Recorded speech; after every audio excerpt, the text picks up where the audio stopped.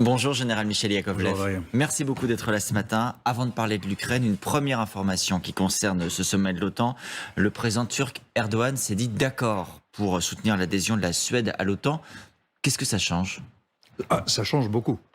D'abord, ça change, c'est un an de blocage qui a quand même pas mal surpris au début. Je veux dire, on s'attendait à ce que la Turquie pose quelques conditions et tout, mais elle a posé des conditions qui sont presque existentielles pour la Suède. En particulier que la Suède extradite, je crois, vers Extrade, oui. vers la Turquie tout ce que le régime Erdogan appelle des terroristes, Là, et qui en droit l'occurrence. suédois, pour beaucoup d'entre eux, sont des opposants.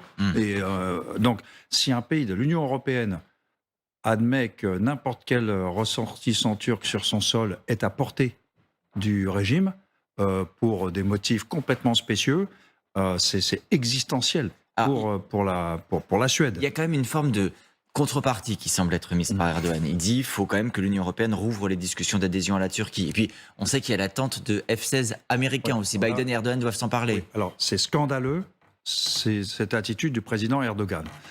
Pourquoi la négociation d'accession de la Turquie est arrêtée? Parce que la Turquie ne veut pas reconnaître Chypre. Sur 8 chapitres d'accession à l'Union européenne, parce que le processus a commencé, je crois, en 2006. Eh bien, il y a eu 8 occurrences où la Turquie a dit « Ah ben non, pas pour Chypre ». Alors, comment voulez-vous devenir membre d'un club lorsque vous dites au club qu'il y a un membre du club qui ne devrait pas être membre du club?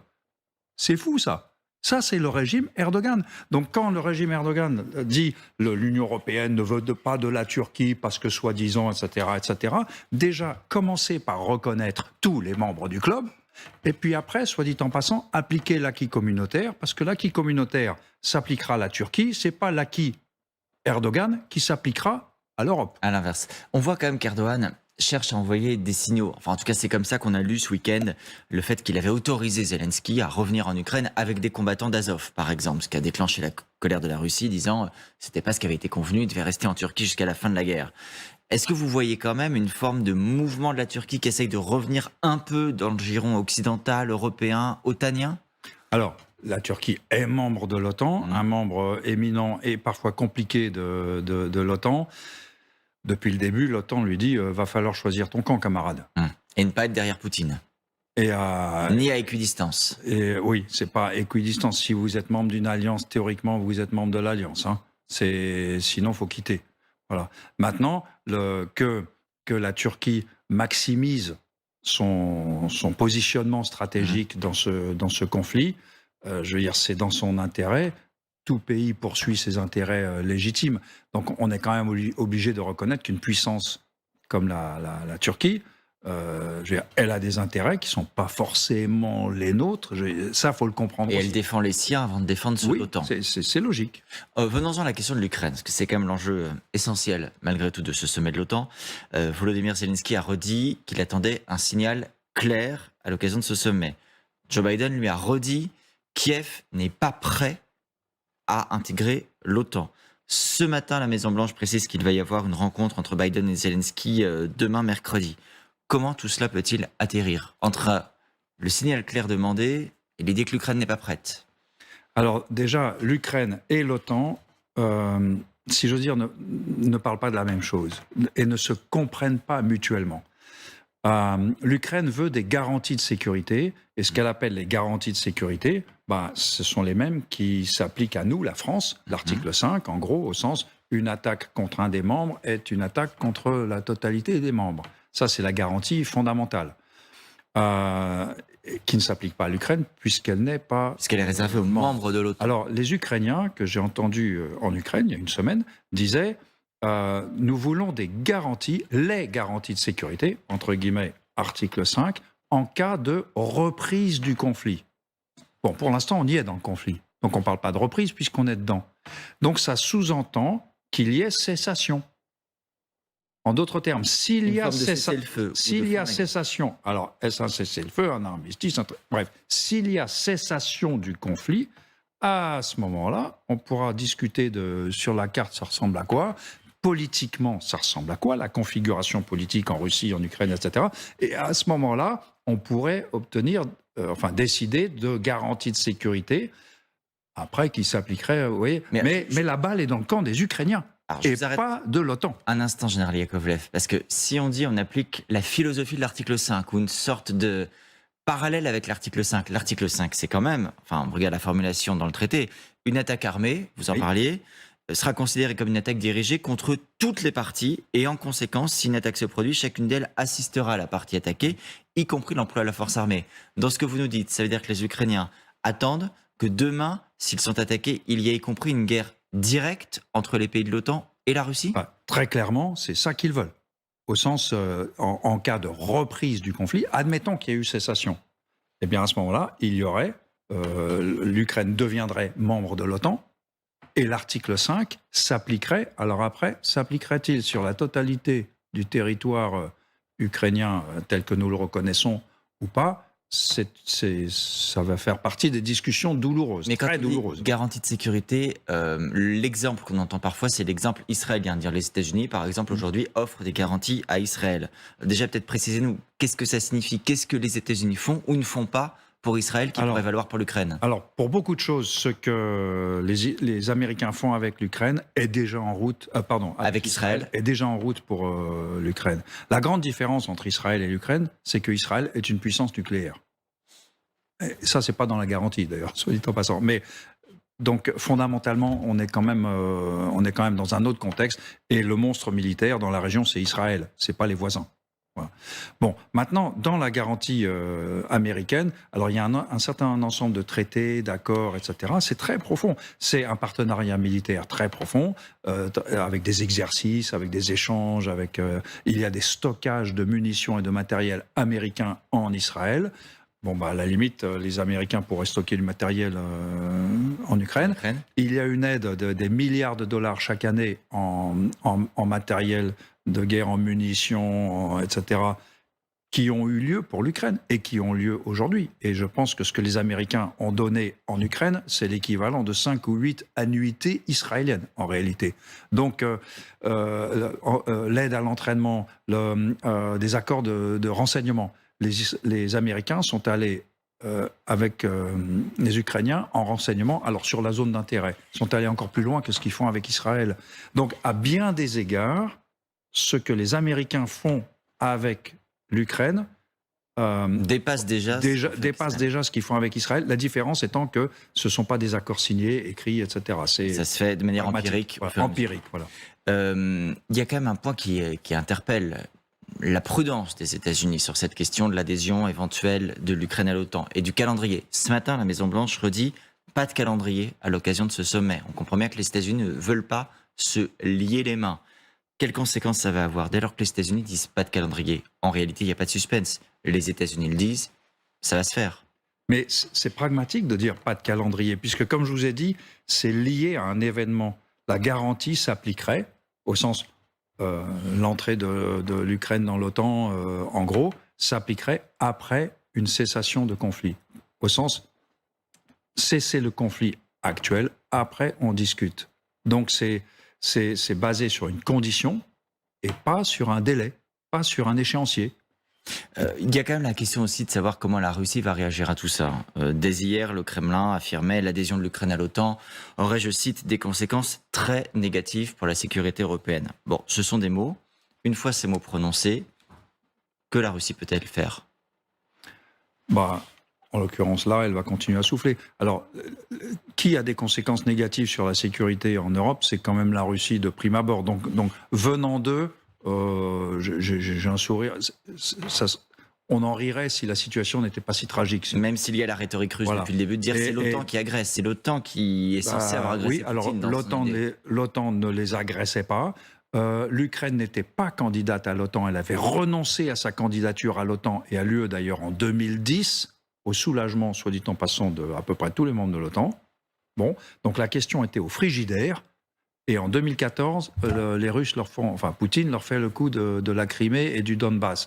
Donc, qui a poussé l'Ukraine dans les bras de l'OTAN ? C'est pas les Ukrainiens, c'est pas les Otaniens, c'est la Russie. Et alors, a fortiori, avec la Finlande et bientôt, a priori, la Suède. Il y a un embarras, de votre point de vue, des membres de l'OTAN aujourd'hui sur cette question de l'adhésion de l'Ukraine ?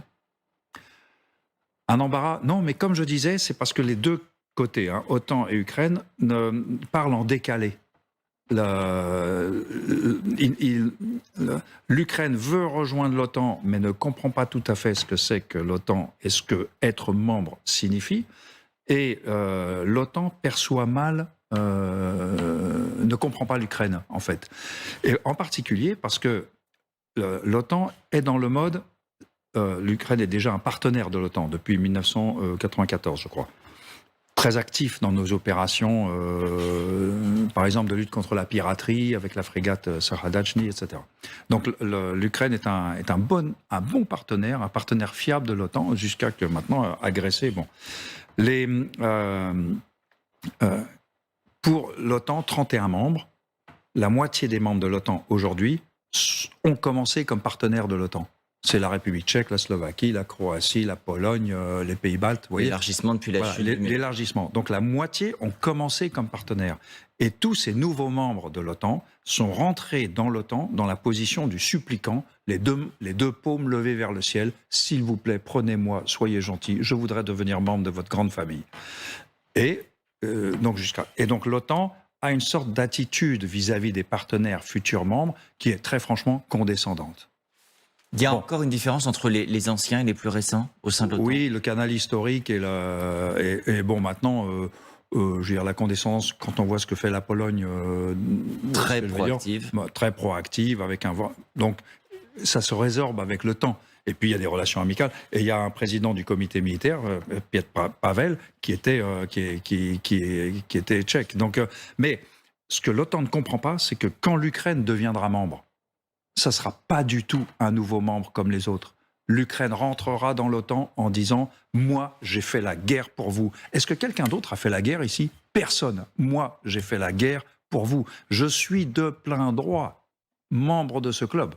Et ensuite, il y a une condescendance pour tous les nouveaux membres. On va vous expliquer, on va vous raconter comment avoir une armée professionnelle. Donc vous voyez, vous venez à l'école et voilà, vous êtes un enfant à l'école. Et l'Ukraine va dire « La plus forte armée en Europe, c'est la mienne. La plus compétente, c'est l'armée ukrainienne. C'est nous qui allons vous expliquer ce que c'est que la guerre d'aujourd'hui. Vous savez ce que c'est que la logistique ? Non, moi je sais. Vous savez ce que c'est que le soutien santé des opérations ? Moi je sais. Donc ça va être un nouveau membre, quand elle sera membre, l'Ukraine, ça va être un nouveau membre très différent de tous les autres. Avec une expérience et une histoire récente, pour le coup, imprégnée de cela. Ouais. D'ailleurs, vous avez raison, Volodymyr Zelensky explique souvent aussi qu'il défend l'Europe parce qu'il est en première ligne face à l'agresseur russe qui pourrait aller plus loin encore un jour. Au-delà de la question de l'OTAN, il y a le point de la fourniture des armes. Alors ça ne se fait pas dans le cadre de l'OTAN. Les pays, vous parliez de la Pologne par exemple, le font dans un cadre bilatéral. Les pays donnent directement à l'Ukraine. Est-ce qu'il y a encore des besoins aujourd'hui supplémentaires et est-ce qu'il y a encore des possibilités de livraison d'armes supplémentaires? La Pologne, on l'évoquait ce week-end, a annoncé encore de nouveaux hélicoptères, des Mi-14. Bon, ça fait des mois que les États-Unis, que les différents pays d'Europe disent on livre, on livre, on livre. Est-ce qu'il en reste sous le pied? Alors déjà, il n'en reste pas beaucoup. Et très franchement, c'est la honte. Pour moi, c'est honteux depuis 2014. C'est la honte de l'OTAN, enfin des membres de l'OTAN, de ne pas avoir aidé l'Ukraine sérieusement avant 2022. Alors, les Américains et les Anglais ont pas mal aidé à partir de 2016. Il y a eu beaucoup de formations, en particulier par les Britanniques. Et puis des missiles anti-chars et tout. Donc ça leur a sauvé la mise en février 2022. Mais après, ils ont dû pleurer à chaque fois pour avoir l'artillerie, la défense solaire, les chars. Si on leur avait donné le quart de ce qu'on leur a donné l'année dernière, jamais Poutine ne les aurait attaqués. Pourquoi ça n'a pas été fait, à votre avis? Mais par pusillanimité, par peur de la Russie. Parce que la Russie, Poutine, avec son discours, a intimidé. La dissuasion a marché, si j'ose dire. Poutine a appliqué une forme de dissuasion conventionnelle jusqu'en 2022 face à tout l'Occident qui était dans le mode « Oh là, on ne cherche pas la crise, on risquerait de l'énerver ». Et Poutine était le premier à dire « Vous allez m'énerver, là, grave ». Donc on est toujours en arrière de la main avec Poutine. On a peur de sa réaction. Et depuis le début de 2022, c'est pas le début, mais depuis 2022, on se rend compte que il peut crier, il peut s'énerver et ça change rien. Mais c'est trop tard maintenant. Et maintenant, nous sommes au bout de ce que nous pouvons donner parce que c'est trop tard. Vous avez entendu certainement, il y a des analystes, y compris des anciens officiers du renseignement américain qui disent si les Américains ont décidé de donner des armes à sous-munitions, c'est parce qu'ils n'ont plus les capacités dans cette catégorie d'armement de donner des armes conventionnelles. Est-ce que c'est un scénario qui vous paraît crédible? Est-ce qu'on donne ça à défaut d'autre chose? Oui, mais c'est ce qu'ils disent eux-mêmes. C'est ce qu'ils disent eux-mêmes. A priori, je tiens ça de source ouverte, en gros, l'Ukraine tire en 10 jours ce que l'Amérique met 1 mois à produire. Et je ne parle pas de l'Union européenne, là je n'ai pas les chiffres, mais là, ça fait pitié, ce qu'on est capable de faire, nous. Donc, il y a effectivement un problème. Et c'est pour ça que le président Biden, c'est vraiment la dernière extrémité, parce que les Américains n'ont pas signé le traité d'Oslo, interdisant le truc, mais ça ne veut pas dire qu'ils sont enthousiastes. Vous voyez que ce stock était là, bon, ils l'avaient encore, c'est un très gros stock. Donc, contraint et forcé, ils ont raison de le faire. C'est contraint et forcé, absolument, ils le disent eux-mêmes. Du coup, il y a eu des préventions morales et politiques que Joe Biden dit lui-même, c'est à contre-cœur que j'en arrive à cette extrémité. Les Ukrainiens ont précisé, on les utilisera avec précaution. La Chine a mis en garde contre les problèmes humanitaires que ça poserait, parce qu'après les mines, effectivement, peuvent exploser des années après. Est-ce qu'on peut utiliser des armes à sous-munitions avec précaution, comme le dit l'Ukraine? Avec précaution, c'est déjà savoir où on les a tirés. Comme ça, on prendra des précautions quand on ira. Et après, on dépolluera, comme on dit. Alors attention, les Ukrainiens tirent des armes à sous-munitions depuis le début de la guerre, parce qu'ils ont des stocks remontant à l'armée soviétique. Et ils ont tiré ces stocks. Ils en ont plus parce qu'ils les ont tirés. Et les Russes aussi. Et beaucoup des roquettes, vous savez, les grades que vous voyez, beaucoup de ces roquettes sont des armes à sous-munitions. Et donc les Ukrainiens et les Russes, joyeusement, si j'ose dire, tirent des armes à sous-munitions depuis février 2022, voire avant. Je voudrais qu'on dise un mot de la situation justement sur le terrain et la manière dont la contre-offensive ukrainienne se poursuit. Quand on regarde les chiffres, les Ukrainiens disent avoir repris des positions clés sur les hauteurs de Bakhmout, ça leur permet de contrôler en partie les entrées et sorties de la ville et les Russes. 14 km² repris en une semaine. 14 km². Est-ce qu'il faut voir le verre à moitié plein ou à moitié vide? Est-ce qu'il faut se dire c'est bien, ça avance? Ou est-ce qu'il faut se dire c'est terrible, ça n'avance quasiment pas? Déjà, moi j'étais toujours sceptique sur les Ukrainiens avaient-ils les moyens de faire une offensive décisive, si j'ose dire. Pas de reconquérir tout le pays, mais en gros d'atteindre la mer d'Azov, couper la poche en deux. Pour l'instant, ils sont toujours en train de tester. Alors, j'entrevois une possibilité avec Bakhmout, c'est s'ils se rendent compte que couper la poche en deux est au-delà de leurs moyens. Ils voudraient quand même empocher un gain qui soit un gain symbolique et qui empêche Poutine de dire « j'ai gagné cette bataille défensive ». Et là, du coup, Bakhmout devient une opportunité intéressante.